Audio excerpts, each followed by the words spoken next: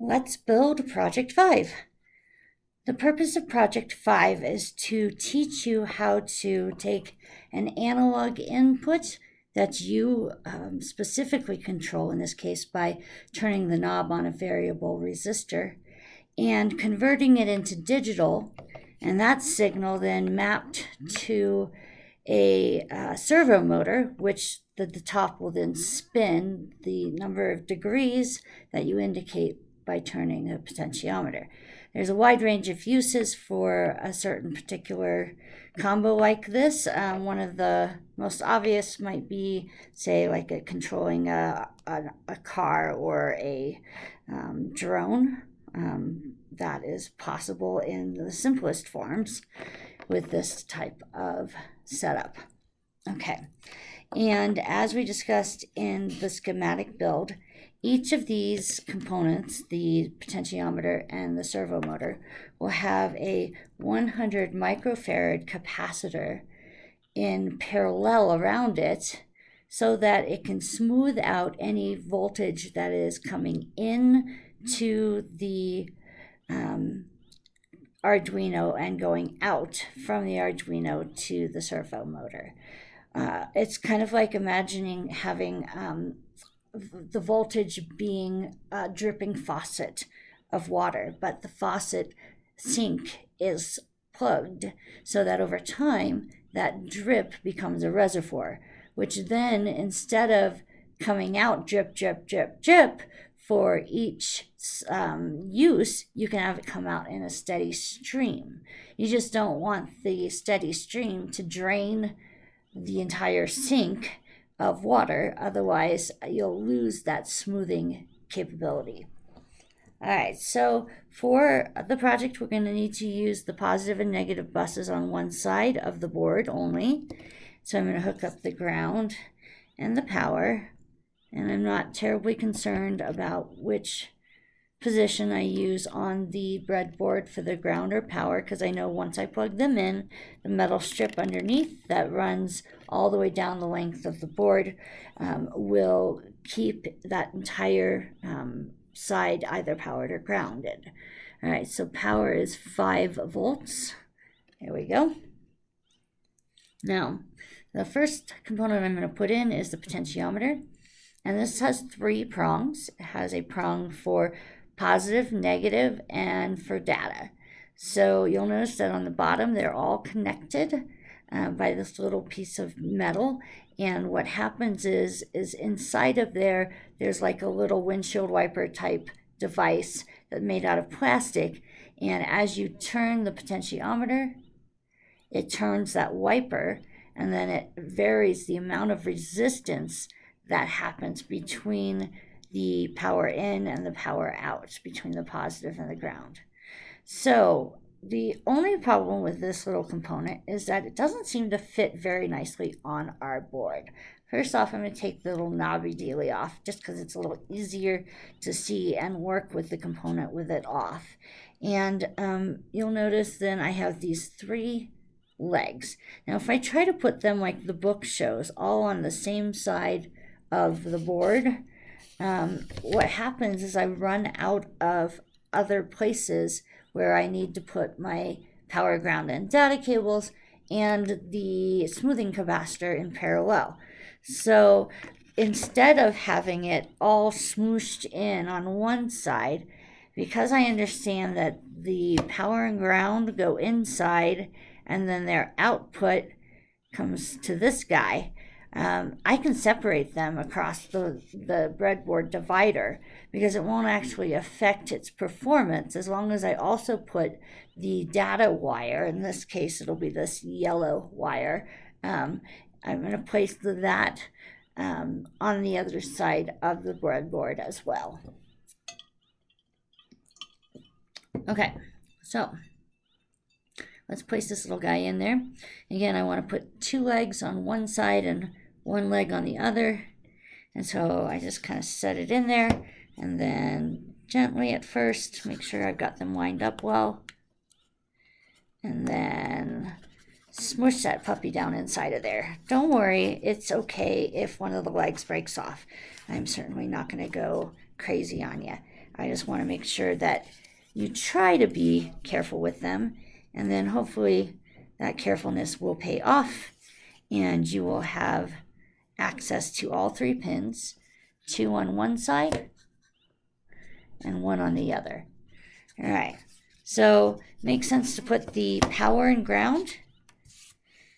So I'm going to take the ground. I want to make sure I line that up. This is actually the second take of this video because I accidentally missed the row and then it was messed up the whole time, and I decided, oh well, I'll just redo it. So these power and ground should only have 1 row in between them. If you have 2 or more or less, then check your wiring. Make sure that they line up with the feet of the potentiometer. Okay, and then I'm going to place the power, or sorry, what is this one? This is the data.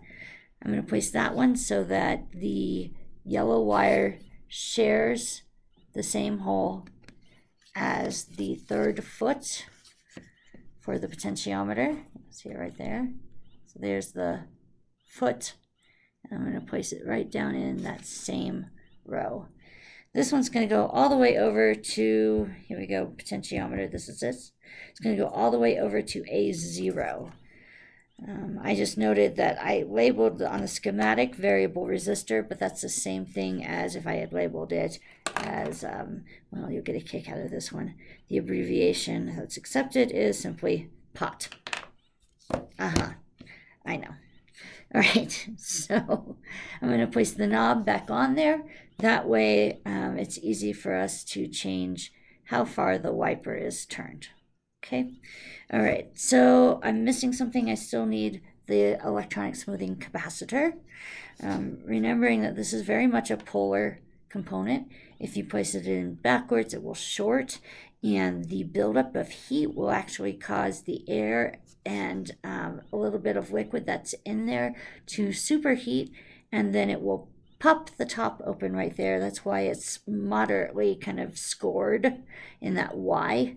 And that's so that instead of the whole thing going like, well, like, you know, it always makes me think of those firecracker things when you throw them on the ground and they snap at people's feet. That's what a capacitor sounds like if it's not scored well enough and it's shorted out, as you'll hear it sound like that. All right, so here we go. Positive is the long, negative is the short, and these are notoriously like bigger differences than the LEDs as far as which one's long and which one's short. And so to make sure that you don't push it into the breadboard lopsided, meaning like the long leg gets pushed all the way through and all the way down into like the adhesive backing, or the negative leg never really gets in there at all, my recommendation to you is to just go ahead and do the little bend trick where you bend that capacitor's leg, it's the long leg, so that at the end it ends up being essentially the same length, practical length, as the short. So negative is going to be the striped side. If I'm looking at my potentiometer here, I want to make sure, I'm going to flip it around, I want to make sure that I place this in so that the positive is in the same row as the red wire and the negatives in the same row as the black wire, and there we go. So looks a little cockeyed, but it is in there nice and secure, and I feel good about its ability to now store a charge and smooth out the input voltage that comes from the variable resistor. All right, the other component is the servo motor, and the servo motor has by default a female end, and we need it to go into these holes, and of course that's not going to happen unless we give it a little sex change, I guess. We're going to take it from being a female end to now a male end.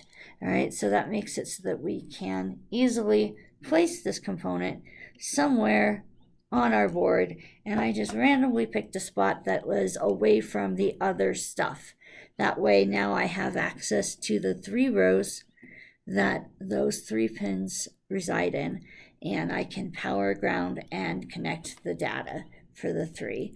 And I'll also have another set of rows available for the electronic smoothing capacitor. So let's put the capacitor in first. So this is the same as that, essentially.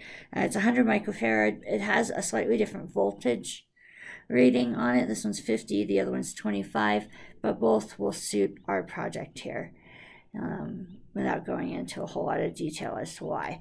Now, the input of the servo motor's pins, you have to make sure you look at the colors, because it may vary compared to what the book says it's going to be.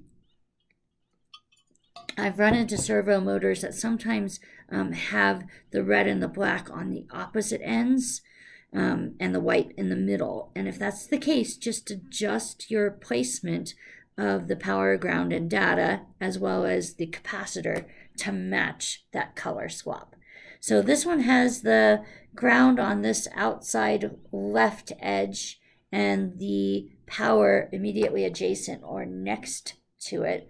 So I want to make sure that as I look at my capacitor, notice it's not twisted. Sometimes these get twisted and these legs touch, and then of course it would just bypass the capacitor part of it entirely. Current would go in and then jump to the other side if they were touching, because it's always going to follow the path of least resistance.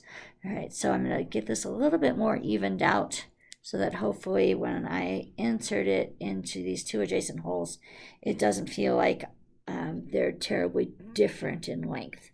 So there we go. I'm going to put power in the middle. Whoops, I almost did that backwards. Power needs to go in the middle. Power is the long leg. So it doesn't matter how much of this you've been doing. You always have to kind of think about your own thinking. Don't just randomly put things together. Not only because of safety, but it's kind of nice when it works the first time and not the 40th time. All right, so that guy is in. I can see that I've got the two adjacent rows used, with the long leg here in the middle, because that's the bent leg, and that matches the red wire here up in my actual physical servo motor. All right, now we need to do our wires. So data looks like it's here on the outside. That's correct. And our data is going to go to digital 9. And we know that digital 9 is PWM capable, pulse width modulation capable. So that's why we can use it to send a variable load or a different amount of current, therefore controlling how much the servo motor will turn. All right, so ground is going to be on the outside. And we'll just go to the bus here. And power is right smack in the middle. Get in there. There we go. And I'll send that to a bus here. And that's it. It's a pretty straightforward build. In the code, again, you're going to be taking a signal in using analog 0 and a variable resistor called a potentiometer. It's a 10-bit component that as you turn the knob, it will turn what's called the wiper inside of the component, which alters the amount of resistance that is placed across this circuit. And that's convenient because we can then take that varying amount of resistance and use an analog to digital converter that's part of the Arduino itself. We just write a tiny little piece of code to access it, and it will then output that analog signal as a new digital signal that is 8 bits. So it goes from the analog 10-bit, which is 0 to 1023 in range, to a digital output, which is 8-bit, which is 0 to 255 in range. That 0 to 255 will then be mapped to an angle, so that if it's the full turn, say 255 worth of turning, it corresponds to the 1023 on the potentiometer, which would be converted into a digital output of 255, which would get mapped to 180 degrees on this servo motor. Turning it halfway, we get you 512 for your resistance value on the analog input, which would export as what, 127.5, half of 255, and this would only turn 90 degrees. Okay, so once you get the program loaded up, you should be able to test this out, and I would recommend kind of playing around with the code to see if you can make it turn different amounts of degrees than just 0 to 180 from the 0 to 255 output. So play around with that. All right, that's it.